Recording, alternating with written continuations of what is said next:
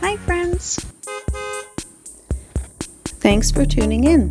If you like this video, please give it a like, comment below, and take a moment to subscribe to our channel.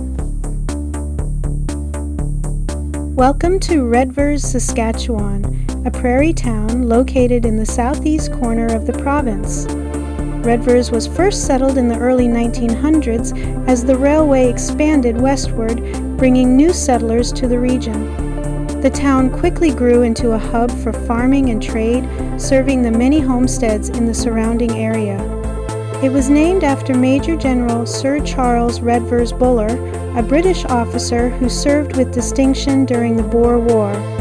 Agriculture has always been at the heart of Redvers, with wheat, canola, and cattle ranching forming the backbone of the local economy. In more recent decades, the oil industry has also played a big role, with oil wells and pump jacks now a familiar sight around town. Its blend of history, industry, and natural beauty makes it a great place to stop and explore. Whether you are just passing through or planning to stay a while, Redvers offers a warm Saskatchewan welcome. Thank you for joining us on this tour of Redvers, Saskatchewan.